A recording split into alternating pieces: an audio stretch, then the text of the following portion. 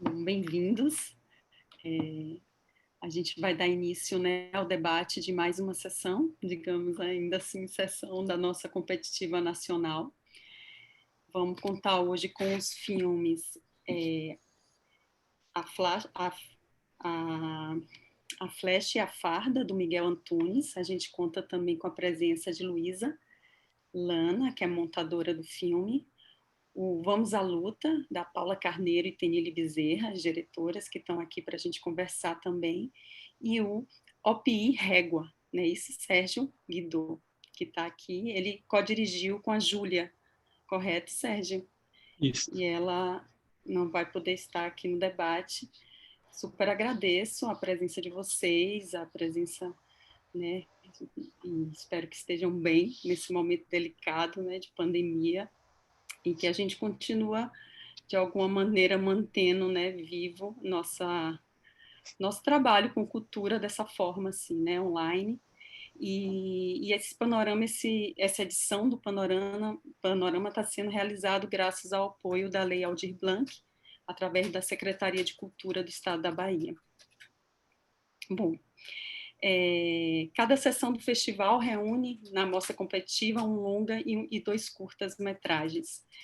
E aí eu vou falar um pouquinho dessa sessão. Eu queria dizer que eu faço parte da equipe de curadoria do festival e eu fiquei profundamente encantada pelo filme de vocês. Foi assim, são filmes que me marcaram profundamente. Eu acho que eles trazem questões extremamente relevantes para se pensar o momento atual e também para a gente discutir vários temas que são fundamentais ainda mais hoje em dia, com todos os desafios que a gente está vivendo na área da política, social, cultural.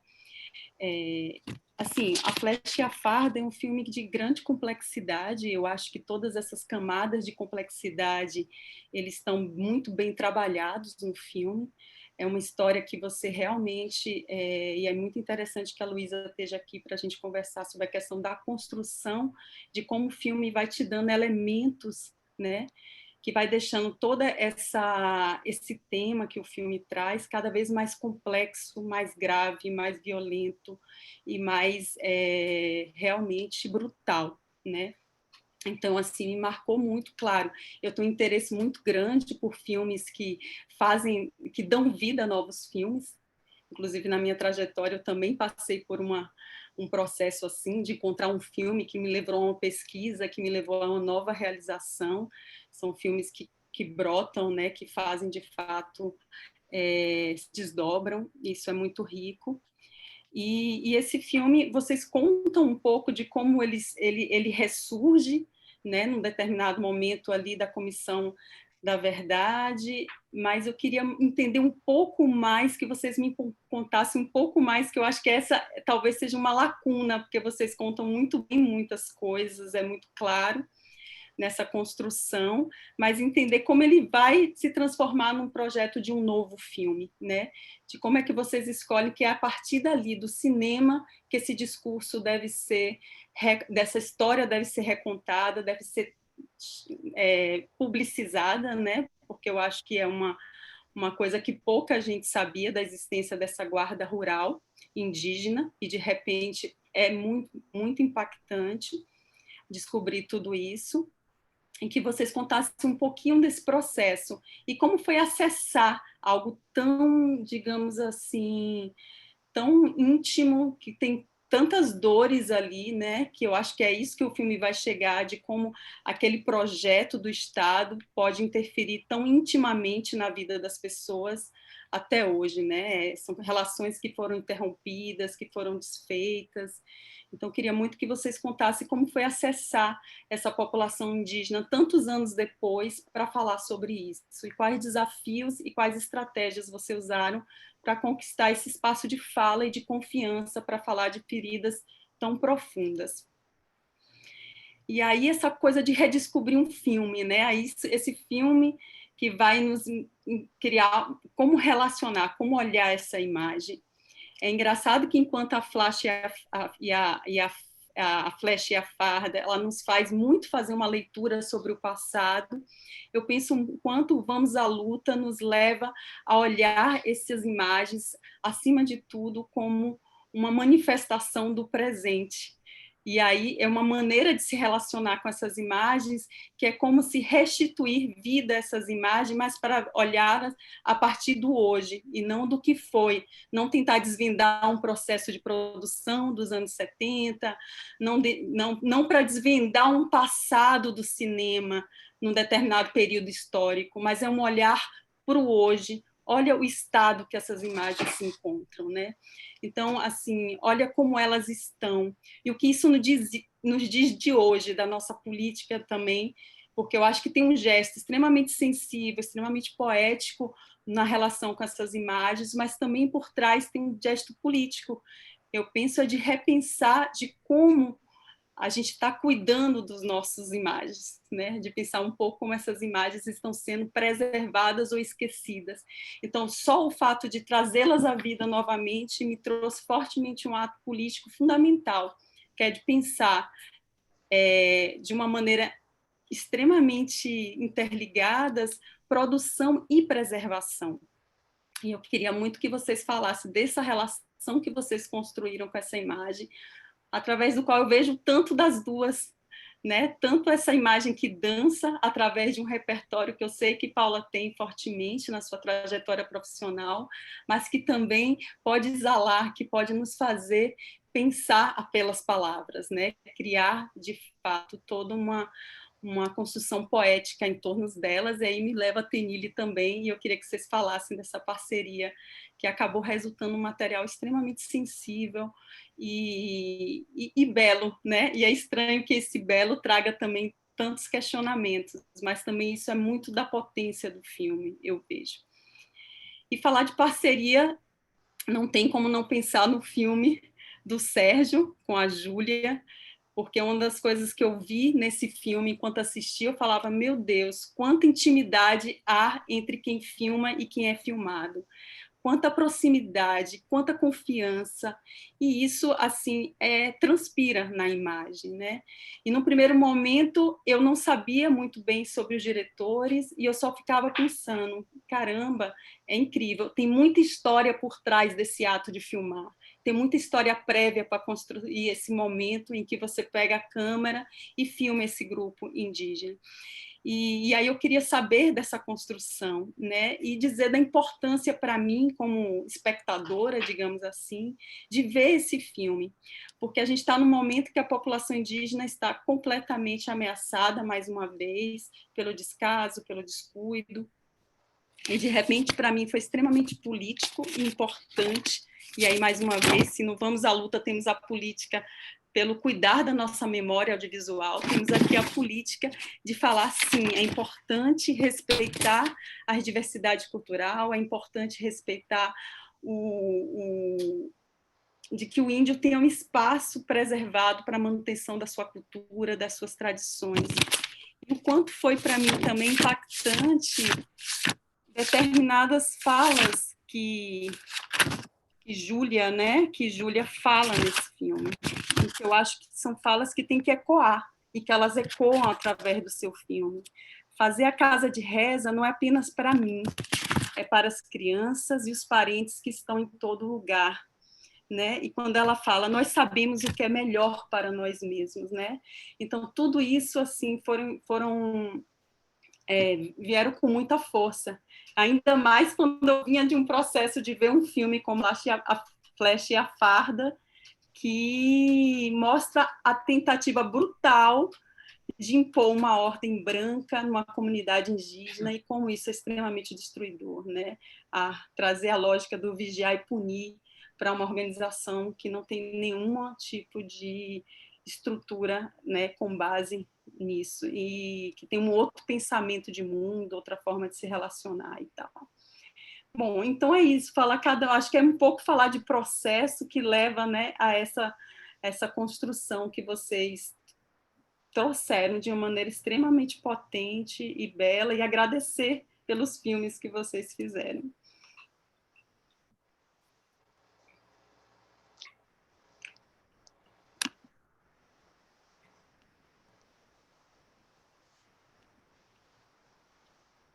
Eu acho que está sem som. Seria o caso de começar pelo primeiro filme, pelo Miguel e pela Luísa, e depois a gente seguir? Tá bom. Vamos começar. Você quer começar, Lu? Tá. Bom, então, acho que só para falar um pouco do encontro das imagens, né, que é o que você falou, as imagens foram encontradas, não foi por nós, né, foi no processo da Comissão Nacional da Verdade. Então, o processo de encontro dessas imagens tem a ver com o processo público, né, enfim, de um momento, de uma política de memória que o Estado brasileiro fez, e até muito interessante, assim, pensar sobre esse processo, porque as imagens, elas estavam arquivadas no Museu do Índio, elas estavam lá em uma caixa. A gente viu depois que as imagens tinham sido digitalizadas alguns anos antes, mas elas estavam não exatamente perdidas, mas estavam lá não reconhecidas, no sentido de que, enfim, eram alguns rolos, entre outros, de película que estavam lá na instituição, e foi só então, durante a Comissão da Verdade, que um pesquisador que estava um pouco conectado, que é Marcelo Zelic, ele, enfim, entrou em contato com várias instituições de acervo do Brasil, um pouco sobre esse movimento de memória, né, que foi gerado pela criação da Comissão da Verdade, um pouco ouviu falar desses arquivos, e aí uma hora ele foi, como a gente chama, encontrado, embora ele tivesse não exatamente perdido, porque ninguém nem sabia que ele existia, né? É um material realmente de origem um pouco incerta. Então, tudo isso para dizer que eu acho que, para a gente, eu acho que o filme começou quando a gente viu essas imagens, né? Que eu conheci o Marcelo Zelic em 2014, ele me mostrou, ele me deu uma cópia virtual, né? Que enfim, em um pendrive. E as imagens são muito chocantes, né? São muito fortes. Então, para mim, quando eu vi aquelas imagens de uma história que acho que era largamente desconhecida, né, para a gente, assim. Então, enfim, acho que fazia muito sentido que isso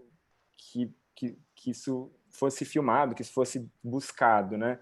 Eu acho que então, desde o começo, a ideia central do filme seria de então tentar mergulhar nessa história com o gesto central de restituir as imagens para aqueles que dela participaram. Então a gente tinha pensado de, enfim, buscar quem estava nas imagens, esses indígenas que foram guardas, e um pouco a partir disso, enfim, criar um diálogo que seria o filme. Um pouco nesse processo a gente se deparou com outro filme que já existia, um filme muito bacana do Rony Freitas e do Israel Machacali, né, que chama Green, que é um filme muito bonito também. E aí, enfim, a gente foi um pouco entendendo que filme a gente faria e com quem, um pouco nesse processo, a gente se aproximou dos dois grupos que estão no filme, que são os Xerente e os Craô, né? E acho que uma coisa que é importante dizer é que, por exemplo, a reunião Craô que a gente filma, que está no fim do filme, enfim, deles conversando, se perguntando, e que acho que é uma reunião que mostra muito o grau de fratura que essa história deixou nas comunidades, né? O grau, enfim, de violência mesmo da coisa. Não foi uma reunião provocada pelo filme, quer dizer, o surgimento dessas imagens gerou também, né, nas comunidades, enfim, alguns já tinham visto esses materiais, quer dizer, em processos nos quais o filme se insere, mas não é o principal articulador. Era um movimento que, desde a Comissão da Verdade, isso vem, de alguma forma, começando a ecoar, e acho que o filme está um pouco inserido nesse processo, né? Assim, acho que sobre o surgimento das imagens é um pouco isso. Lu, você quer falar, talvez, enfim, dessa outra parte da pergunta? Olá, pessoal, boa tarde. Obrigada, Marília, pelos comentários. Vou falar mais ou menos o que eu tentei organizar, assim, de pensamento a partir dos seus comentários. Bom, assim como o Miguel está falando, eu acho que trazer... eu estava lá também no momento das filmagens, às vezes a gente até esquece, assim, de comentar, mas eu também fui produtora do filme, então eu estava lá no momento das filmagens, tanto entre os Xerente quanto entre os Caraú. E eu acho que, assim, de uma forma bem geral, o que fica, assim, dessa experiência, dessa relação, foi mesmo esse susto, eu acho, nosso enquanto equipe, claro, premeditado também, mas sempre maior, eu acho, do que a gente imaginava que seria, de enxergar mesmo o tamanho do que tinha sido aquela fratura. E acho que a gente foi assim aos poucos e só na montagem percebendo aonde esse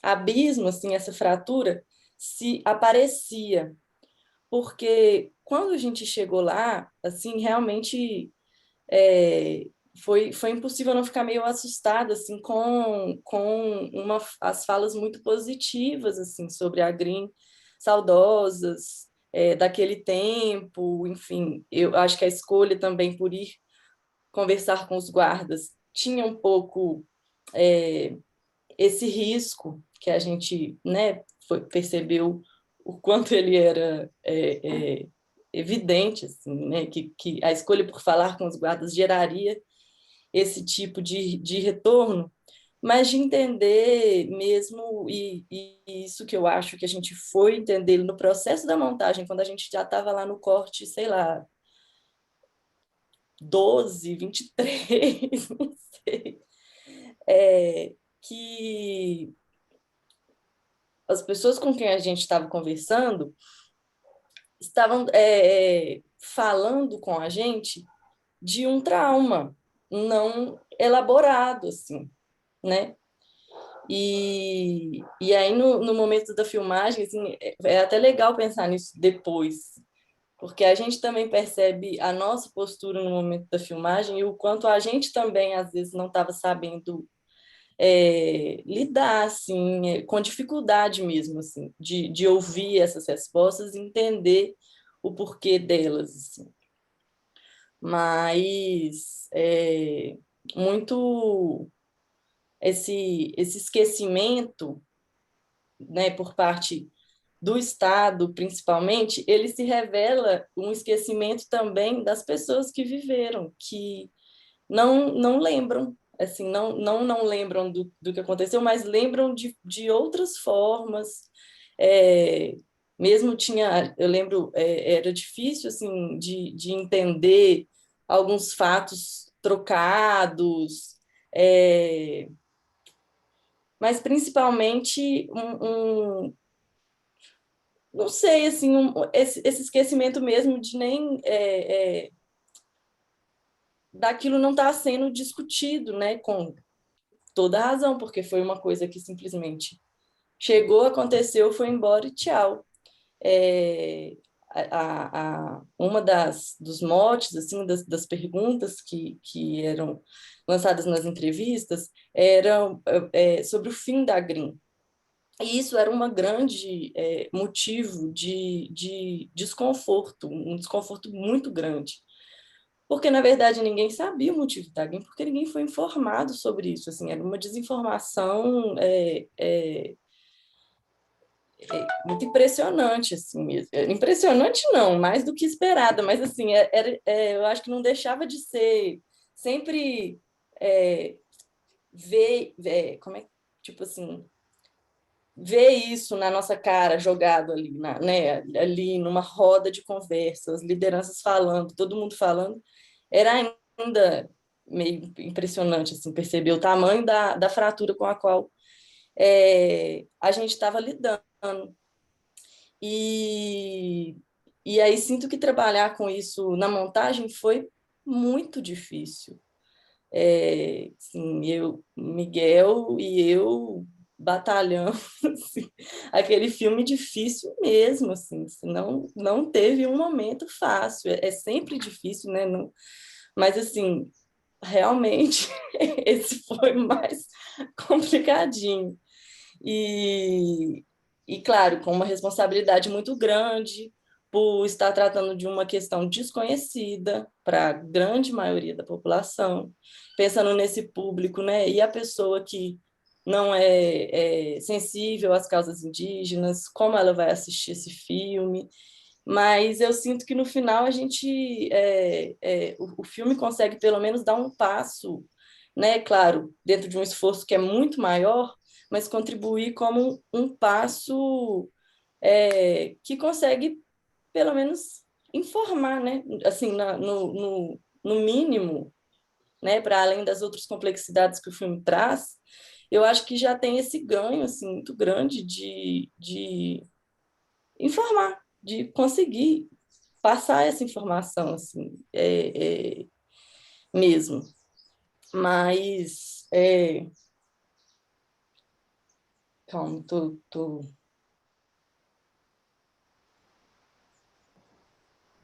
E o que você falou, Marília, sobre essa coisa de redescobrir as imagens, né? O quanto isso foi importante para a gente e guiou a gente nessa montagem, no processo inteiro, porque eu acho que inicialmente tinha uma ideia de como essas imagens seriam sentidas quando retornassem aos que dela participaram. E aí esse retorno às vezes vinha em forma de saudade de um parente que já morreu, ou ver o seu tio mais novo, ou tipo, nossa, lá o meu vô, lá em Belo Horizonte, uau, sabe? Vinha nessas formas também, né? E, e aí eu acho que foi com a montagem que a gente foi conseguindo mesmo destrinchar o material que está praticamente todo, a duração dele quase inteiro dentro do filme. Eu acho que foi a parte, assim, nesse caso, foi a partir da montagem que a gente foi mesmo conseguindo meio ir desmanchando esse material mesmo e reenquadrando ele dentro do que tinha acontecido, né? Nas filmagens, do que foi trazido nas entrevistas, nos encontros, enfim.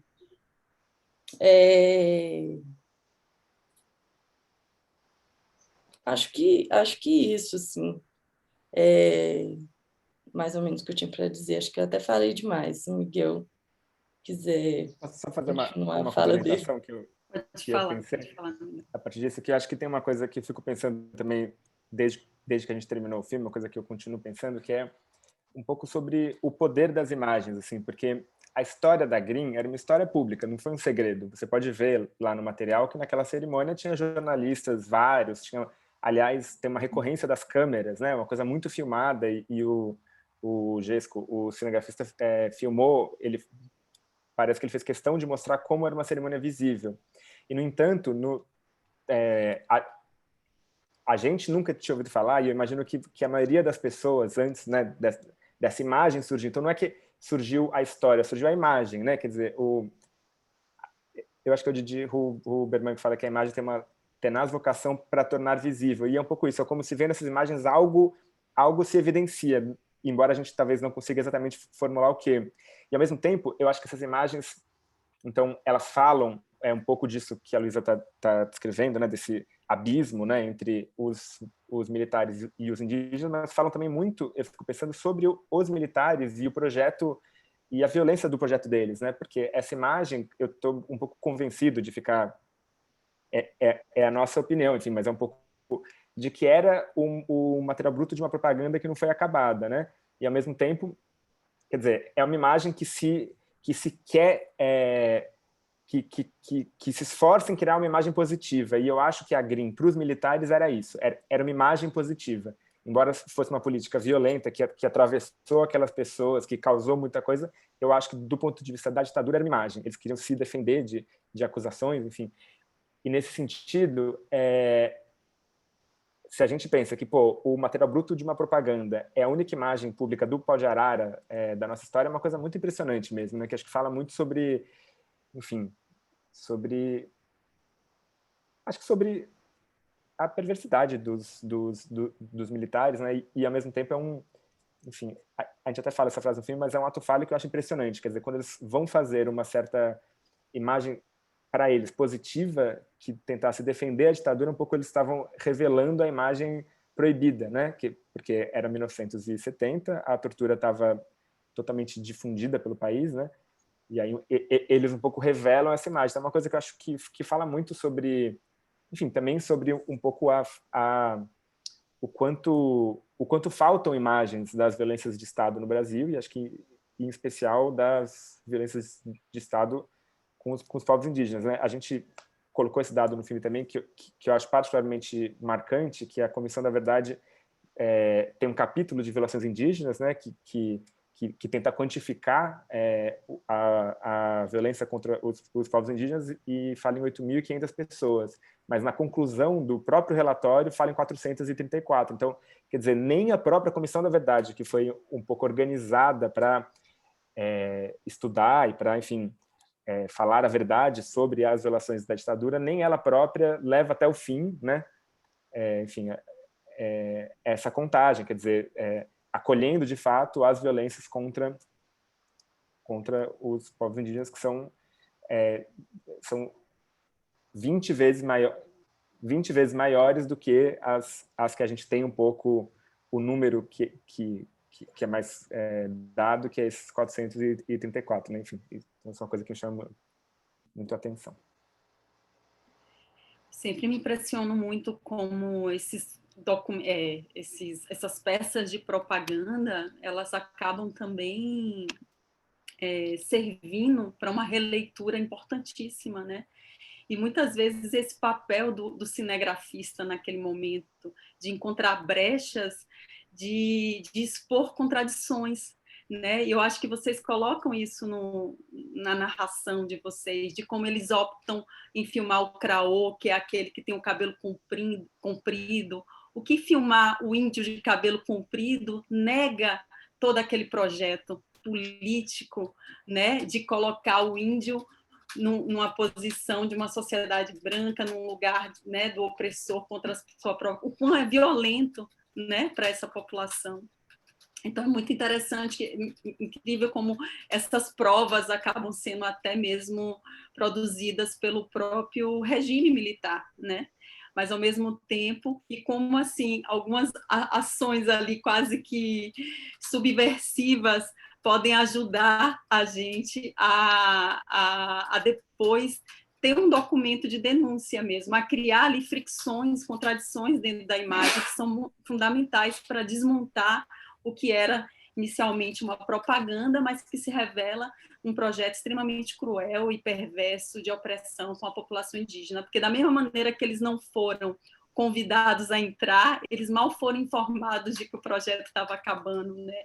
Então, são sujeitos totalmente sem voz, sem desejo, totalmente peças de um jogo ali político com determinados fins e que teve, como a gente pôde ouvir, uma repercussão terrível na vida e na subjetividade.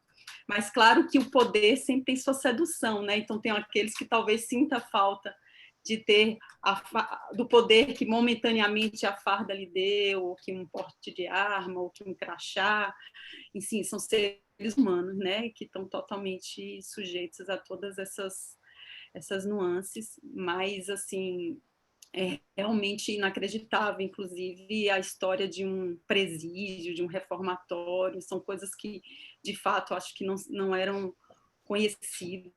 O filme tem um mérito imenso de revelar isso para o mundo, e acho que é o cinema, né? O que a gente pode fazer é contar essas histórias. Se a gente ainda tem uma limitação em mudar de fato a realidade, que a gente conte, que a gente denuncie, que a gente revele, que a gente mostre e que a gente crie esse espaço aberto, amplo de discussão, né? Então, é um filme que eu considero muito importante e agradeço que vocês tenham trazido essas histórias à luz, né?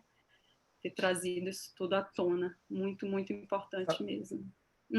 Só um último ponto, mas desculpa, é que você falou sujeitos um pouco dessubjetivados, mas eu acho que uma coisa que a gente percebeu na filmagem, que eu acho que a gente não esperava um pouco, é que, de alguma forma, essa história, que do ponto de vista do Estado, é uma história de uma pura opressão, tá certo? De você tentar militarizar um grupo indígena para produzir uma imagem para o seu próprio uso, ela dialoga do ponto de vista desses grupos com temporalidades próprias, né? Então, por exemplo, com a temporalidade da luta desses grupos pelas próprias terras, né? Que eram processos anteriores à Green e que continuaram. Então, quer dizer, também não é que as pessoas que participaram foram nesse sentido foram vítimas puras. Quer dizer, eles se apropriaram desses elementos para usos próprios também. Quer dizer, é um processo.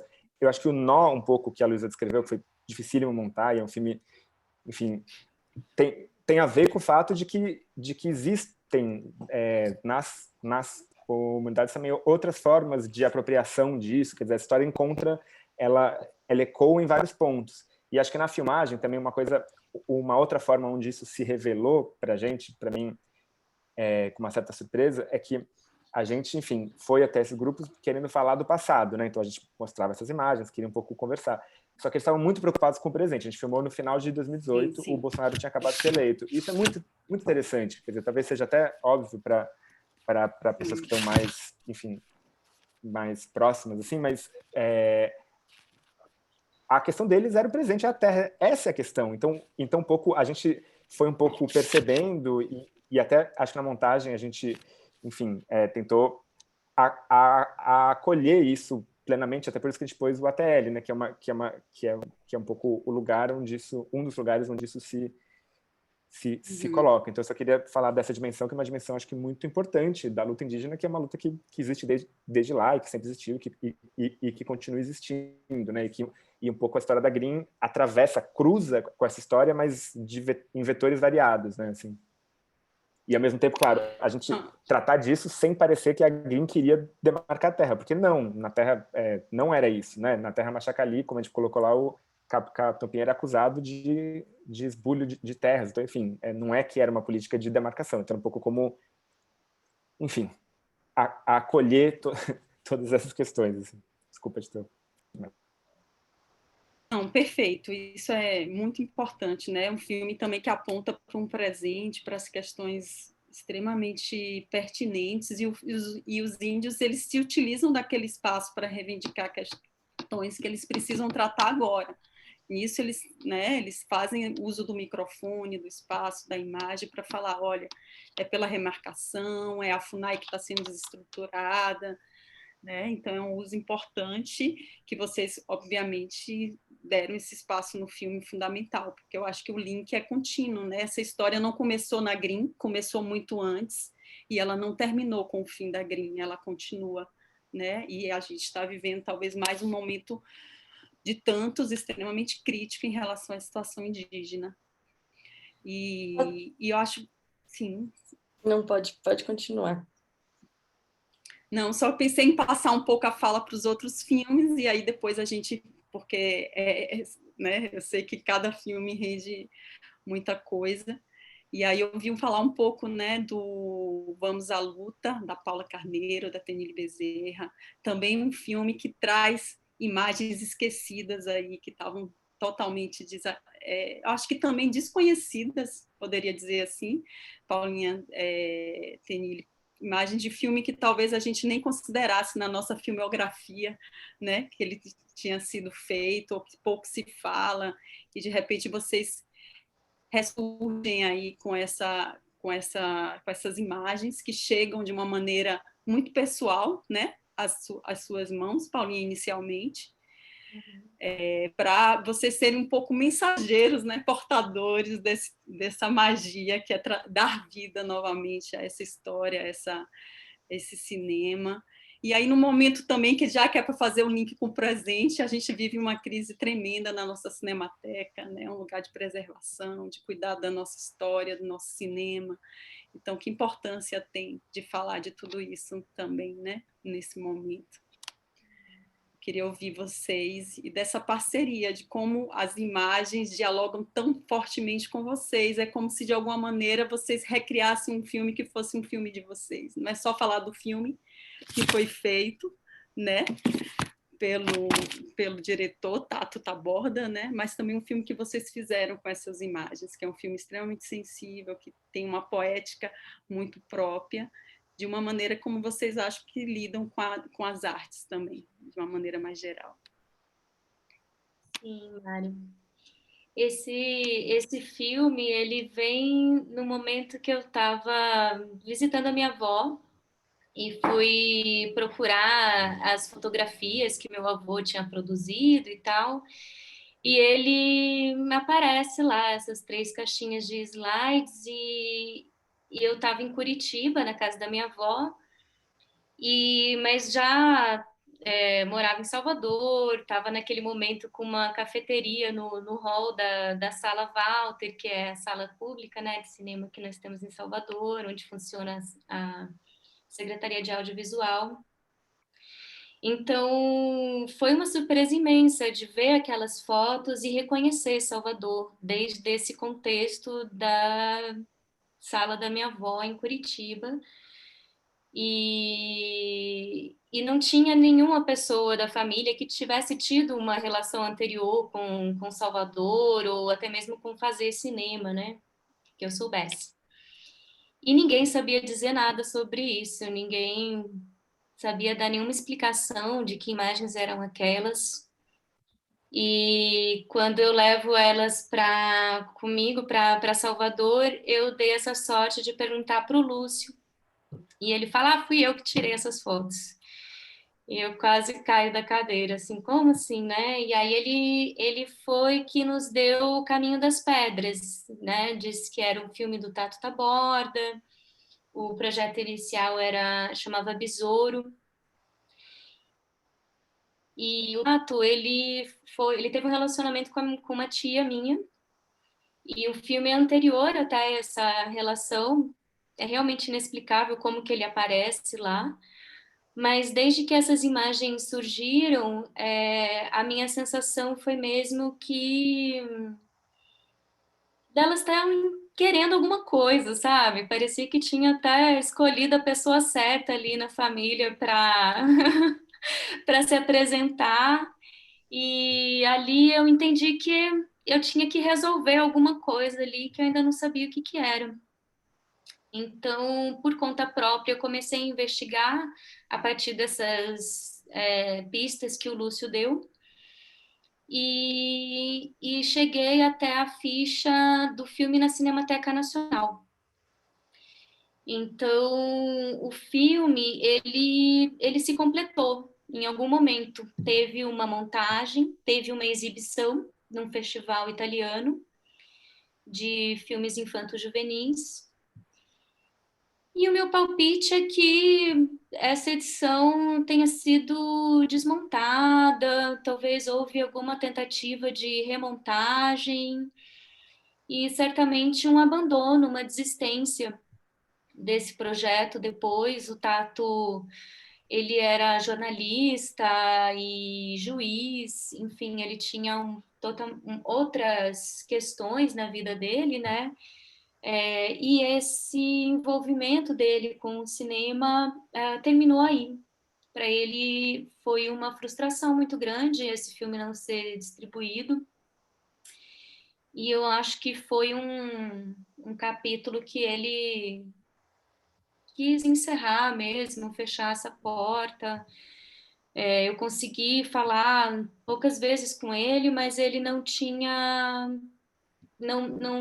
muita disposição para falar sobre isso. E aí vem essa questão que você fala do nosso filme, né, dele ter uma presentidade. Ele veio de um processo de pesquisa. A gente, anterior ao edital da Secult, para realizar o filme, a gente participou de um edital do Rumos Itaú para pesquisar. E foi aí que eu convidei a Tenille para estar comigo nessa aventura, e ela prontamente topou. A gente já tinha conversado sobre isso, e, e aí fomos atrás dessa história, né?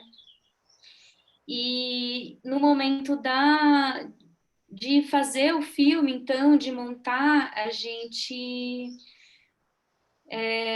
debateu bastante o que a gente ia fazer com as tantas informações levantadas no processo de pesquisa sobre o Tato, sobre os percursos que esse filme tomou, e também quando a gente fala de um passado, assim, né, de algumas décadas,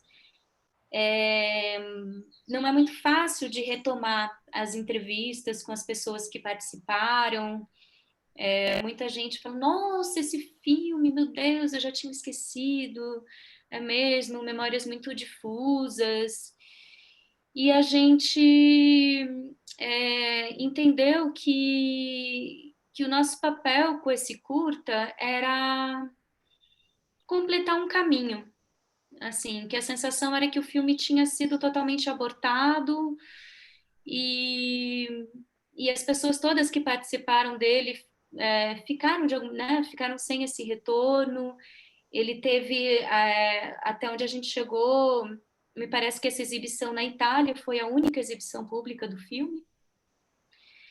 E a nossa aposta foi essa, de trazer o filme à tona. E a gente, acho que foi isso mesmo, a gente, em algum momento, entendeu que a gente era parte dessa equipe e a missão era levar ele até o final, concluir, né, esse processo de fazer o filme. Não sei se a Tenille quer complementar com mais alguma coisa. Vou falar um pouquinho só acho que do encontro desses filmes. Marília, obrigado pela leitura super atenta, né, às possibilidades de conexão entre os filmes. Queria dizer também que estou feliz de estar aqui com Paulinha, que é parceira, Miguel e Luísa, pessoas que eu vejo assim de mais perto, mais longe, Sérgio, que eu estou conhecendo.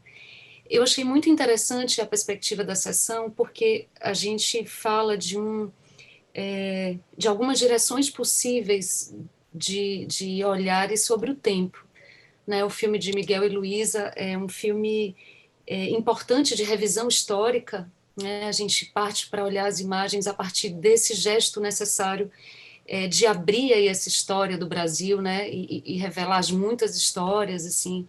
E sem dúvida, o cinema e as artes, de maneira geral, nesse momento histórico que a gente vive, talvez seja a grande questão, né? As formas expressivas, elas estão se deparando com a necessidade da gente revisitar o passado, até porque a gente não está podendo imaginar muito o futuro, né? Está todo mundo um pouco com uma crise de imaginação. Então, a gente vem desse papel, dessa possibilidade das imagens, de uma revisão histórica, assim, dizer, olha, vamos conhecer para entender melhor esse percurso. A gente passa pelo filme que eu e Paulinha fizemos, que de certa maneira toca isso, mas não entra nisso, assim como Paulinha falou, o processo de pesquisa do Vamos à Luta, em torno do Vai à Luta, o longa-metragem realizado por Tato Tabordas se chama Vai à Luta, é um filme filmado em Salvador em 1978, era um filme que tinha uma pretensão comercial, assim, não era um filme que tinha era um filme infanto-juvenil sobre capoeira, e o protagonista era Mário Guzmão. Uma coisa sempre muito importante no processo todo era esse lugar de Mário Guzmão, que é um grande ator do teatro baiano, do cinema também, e esse, até onde a gente sabe, é o único filme que ele é protagonista, que ele, né, no filme inteiro, assim, ele é o grande personagem, e nesse filme ele faz o papel de besouro, que é uma lenda também, né, e então a gente começava guiada um pouco por uma certa leitura das imagens a partir de um olhar de agora. Então, agora, o que seria resgatar um filme de Mário Guzmão como protagonista, de certa maneira, restituir a esse lugar de protagonismo um ator negro que é importante para a história, mas que também é apagado, né? E que tem uma trajetória que não foi contada ainda. E não só isso, né? Mas o próprio processo, a forma de produção, enfim, todo o universo ali em torno do longa-metragem. Em determinado momento, depois de encontrar com pessoas da equipe técnica, de pesquisar, quando a gente encontrou essas imagens, elas em si, elas já traziam uma dimensão importante, que era eu acho, a capacidade de olharmos hoje para essas imagens de ontem, mas sem enchê-las das perguntas de hoje. Porque a gente olha fazendo as perguntas, a gente olha e diz, Nesse caso era possível, eu acho que é interessante a relação com a flecha e a farda, porque a natureza do filme, um filme meio de comédia, um filme, ele permitia isso também, né? Ele ele não tinha ele não trazia essa exigência, né, de revisitar um lugar. A partir do momento que a gente percebeu isso, eu acho que a gente pôde olhar para as imagens, então, entendendo o que elas traziam para hoje. Já não éramos, então, nós que construíamos um discurso sobre elas, mas e essas imagens, afinal? E Mário Guzmão, nesse filme, o que é? Então, o filme, até por se tratar de um curta-metragem também, penso que se a gente desenvolvesse um projeto maior, sem dúvida essas questões seriam trabalhadas, seriam desenvolvidas, mas sendo um curta, então é preciso, enfim, pensar na forma para que alguma coisa aconteça dentro daquele tempo proposto. Ele até ficou com 18, era para ficar menor, mas a partir dessa ideia, então, desenvolvemos um filme em que a própria presença das imagens ela fosse essa conexão não com o tempo histórico, mas com o próprio tempo, com a força do reaparecimento das imagens. E aí, Marília, foi muito bonita a sua relação com esse gesto implícito, uma sinalização implícita da importância de preservação das imagens da nossa história. É como se quando a gente diz nesse filme, olha, esse filme estava desaparecido ou desconhecido e ele reaparece, a gente está sinalizando que a todo momento as coisas elas retornam e elas podem voltar, e a gente só pode olhar para elas na medida em que elas se materializam de alguma forma. Então, como realizadores, essa é uma preocupação, esse é um gesto fundamental. E aí é interessante porque o filme de Sérgio e de Júlia, se a gente olha para essas imagens para deixar que elas de alguma maneira evoquem uma temporalidade que não é passado, nem é presente, nem é futuro, é tudo ao mesmo tempo, o filme de Sérgio um puro estado de presença, né? Assim, é realmente enfim, a atualização da memória no gesto, assim, sem as lacunas, né? Eu tinha a sensação no processo de montagem que era, quando a gente achou essas imagens, que era como se a gente estivesse olhando para uma ruína mesmo. A gente tem fragmentos, a gente tem pedaços, e a capacidade de imaginar essas imagens era era a coisa mais interessante, né, que a gente encontrava, assim. E aí, nesse sentido, eu acho que o cinema tem uma possibilidade maravilhosa, que é justamente a imaginação.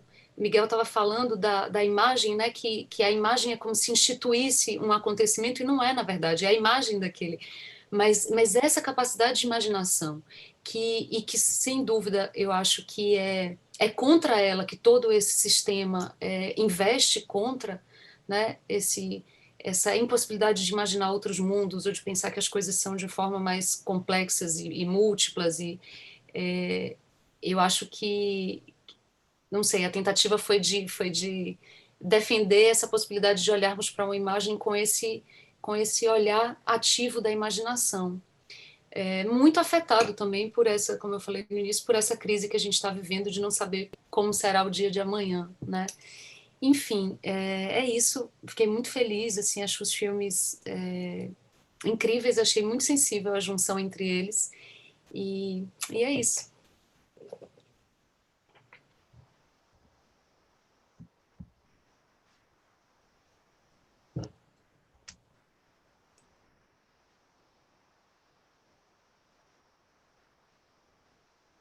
Tá mudo? Marília Tá tá muda. mudo, Marília. Desculpa, esqueci o microfone, faz parte da. Mas, enfim, eu fiquei saindo depois de ver o filme mais de uma vez, eu fiquei pensando, no fundo, eu acho que o filme também celebra o cinema, né? Celebra a arte, o movimento, essa magia do cinema, que é realmente dar vida, né?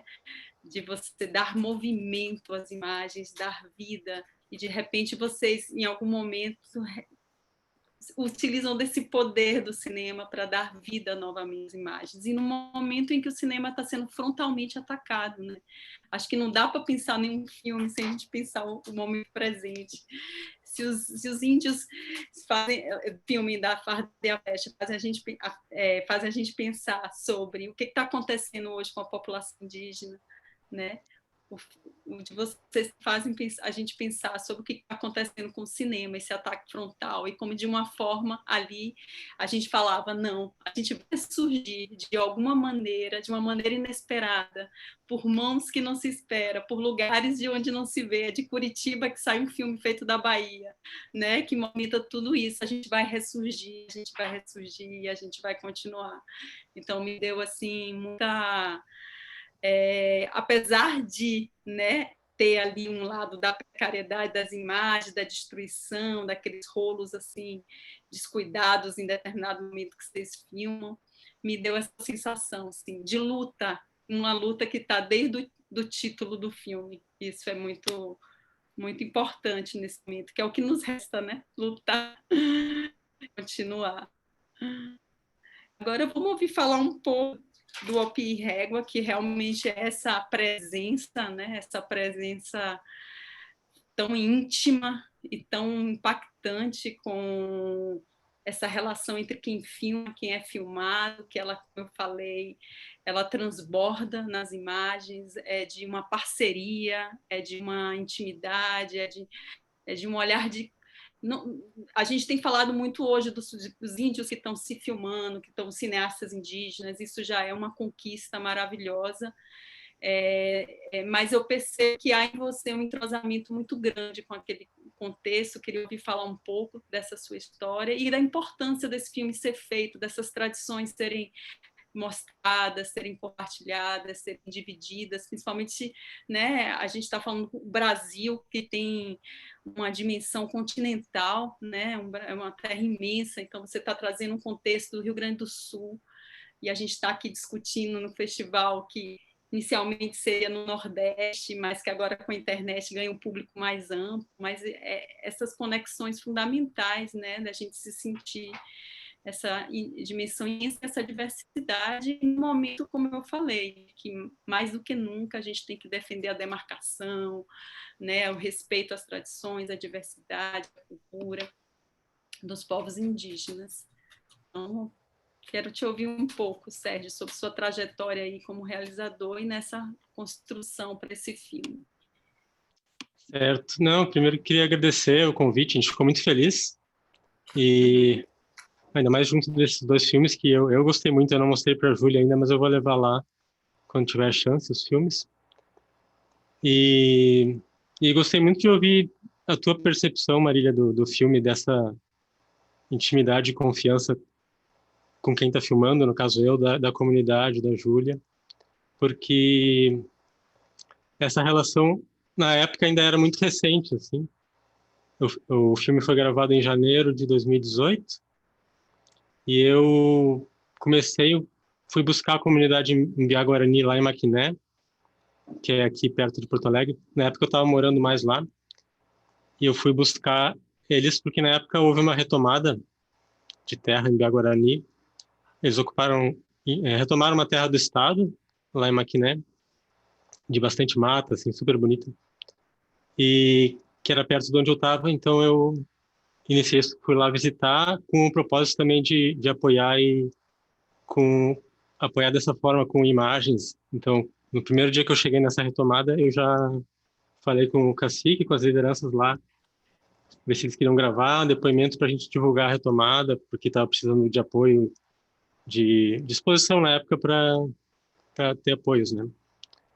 E daí lá eu já gravei no primeiro dia que eu conheci os em Guarani, já gravando assim, meio sem conhecer muito, mas com cuidado, mas foi bem legal, assim, me receberam super bem. E daí a Júlia participou dessa retomada, mas ela tinha a aldeia própria dela, ali perto, em outro vale, que é a aldeia Som dos Pássaros. E eu fui conhecer ela ao longo desse contato com a retomada, assim, com os Guarani da retomada. Conheci ela, que são todos parentes lá, estão sempre juntos. E aí, nesses meses, eu comecei a frequentar a aldeia da Júlia, que nesse período ela teve que mudar de terra, porque ela estava em uma terra cedida, assim, terra particular, de um proprietário de terras lá que tinha cedido um espaço para a aldeia dela, e ele teve que vender e ela teve que sair. E aí ela acabou indo para o cedida, mas meio agora permanente, não é terra indígena demarcada, mas é uma terra que eles têm agora uma garantia que vão ficar lá. Isso foi no meio de 2017, ela teve que se mudar, e daí eu comecei a frequentar bastante lá, e nessa época, nessas idas lá, conheci toda a família dela, e às vezes a gente ia, e eu levava o laptop, o projetor, assim, a gente fazia umas sessões de filmes também, com a Júlia, com a gurizada, com as crianças, e tanto filmes, sei lá, às vezes filmes de outros Imbiá-Guarani, outros indígenas, ou filme, às vezes animação japonesa, sei lá, coisas variadas. E numa dessas sessões, a Júlia falou assim, vamos fazer um filme aqui da aldeia. E aí vamos lá. E aí, passamos meses até a gente decidir, assim, o que fazer. E estava nesse processo de começar a construção da OPAN, que é a Casa de Rezo em Guarani. E daí a gente pensou, vamos gravar isso, mas de uma forma estava tudo muito livre ainda, né? A gente não tinha pensado o conteúdo do filme. A gente ia gravar o processo da construção. E aí eu fui lá, foram 3 tardes, assim, 3 dias, na real, de gravação. Não peguei nem o começo do processo, nem o final, mas deu para dar uma ideia, assim, acho legal.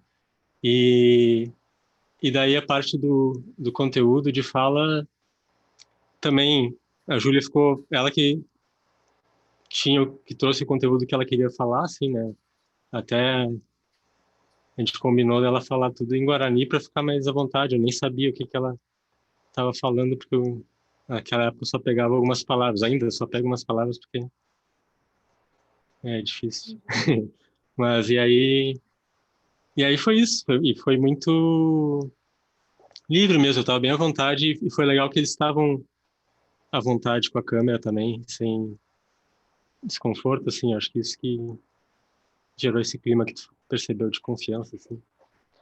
E daí ela falou muito, tem muito conteúdo no filme, eu percebo pelo que está acontecendo, né, pelas coisas que estão, pela construção, pela forma como o trabalho está sendo feito, com toda a comunidade, com as crianças, todo mundo trabalhando, o jeito que é uma forma como a Júlia conduz o trabalho, puxando as crianças a pegar junto, a se interessar. Mas também, além disso, todo o conteúdo que ela trouxe da fala, né? Que ela falou muito também para os próprios parentes, né? De questão das tradições, de buscar manter as tradições. E eu acho que é isso, ela quis falar muito para os parentes, mas também fala muito para todo mundo, assim, de mostrar essa forma de vida, né? Que é tão inspiradora, assim, para nós. E outro processo depois disso foi depois de gravado, de olhar junto o material todo das grutas e ir lá com o laptop e olhar com todo mundo, as crianças juntas, assim, a gente olhava e assistia. E depois de traduzir para o português e ir descobrindo o que a Júlia tinha falado durante as gravações, o que o pessoal tinha falado, com o filho da Júlia, que é professor, ele me ajudou a traduzir, e mais outro parente de outra aldeia, que também é professor de escola de Guarani, que ajudaram nessa parte de tradução.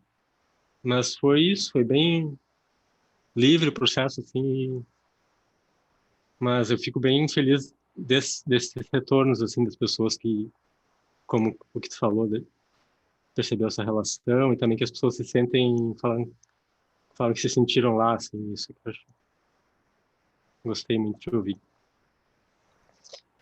Mas é por aí, não sei o que mais, se tem mais alguma dúvida.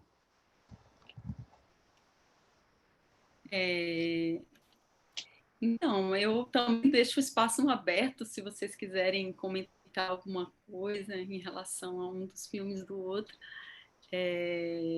Eu, assim, acho que foi tudo muito inspirador, assim, né? Trazer essas reflexões. Eu acho que são filmes com grau de complexidade diferente, né? Eu acho que temos assim um mergulho profundo, uma análise das imagens, da história do Brasil, com o filme do Miguel e da Luísa, e enfim, eu acho que é isso, são propostas distintas, mas que dialogam. Eu acho que assistir o filme como essa imersão do Sérgio numa comunidade em que eles ali, primeiro, é muito bonito saber que a proposta do filme surgiu dela, né, da Júlia. Eu já acho isso uma informação muito importante de saber. É um desejo, como se você tivesse atingido um desejo daquela comunidade de se representar. A gente está muito acostumado a ir com o nosso desejo, né, atrás das populações indígenas para representá-las.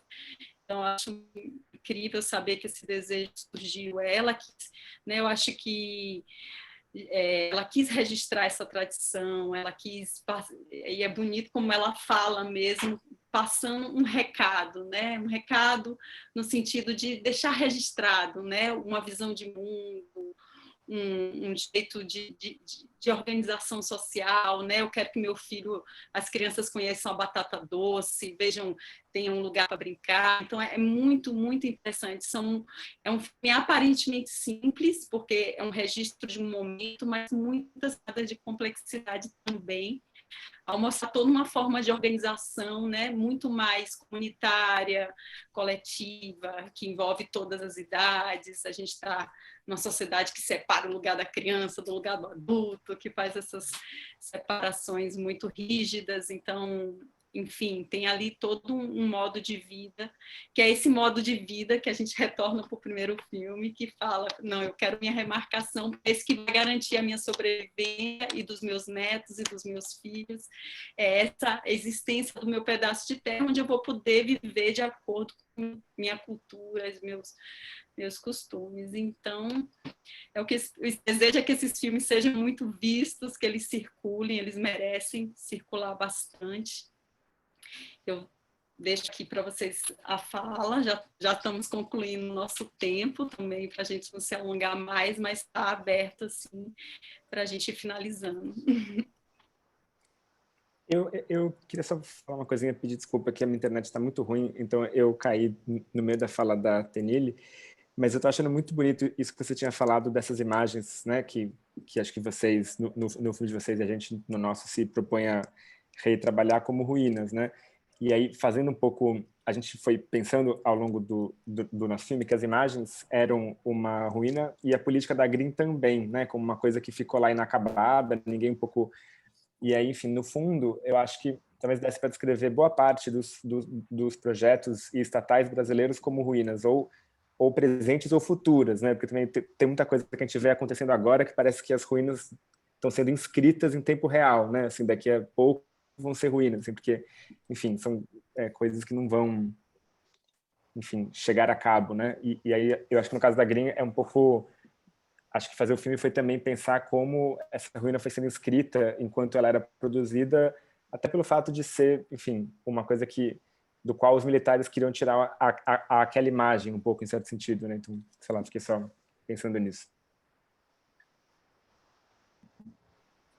Miguel, você trouxe essa questão, né? Salientou a questão da ruína, e no filme do Sérgio já tem uma outra proposição, né?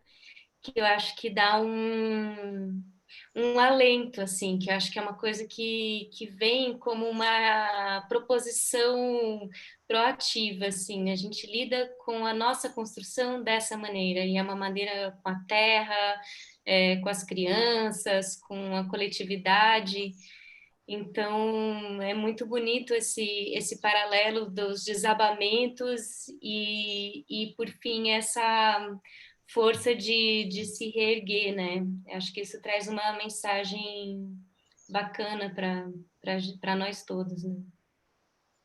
Eu queria comentar só uma curiosidade falando em ruína, que essa casa que foi construída no filme, o Pan lá, já foi abaixo, já foi posta abaixo, e eles ergueram uma um pouquinho maior, assim, mais forte ainda. Porque, sei lá, tinha Deu Cupim lá, mas eles fizeram agora, colheram na época mais certa e fizeram outra, já está praticamente pronto, assim. Bem lindo isso mesmo, da ideia do que vai ruir, né? E do que a gente quer construir, talvez, né? Acho que os filmes trazem isso, né? Eu acho que são ruínas que precisam ser revisitadas, essa do nosso passado, que é violento, opressor, precisam ser revisitadas para que elas não tentem ser reerguidas novamente, né? A gente tem que falar para que elas realmente estanquem ali como projeto de vida, né? Mas o que a gente quer construir, né? E aí o filme do Sérgio traz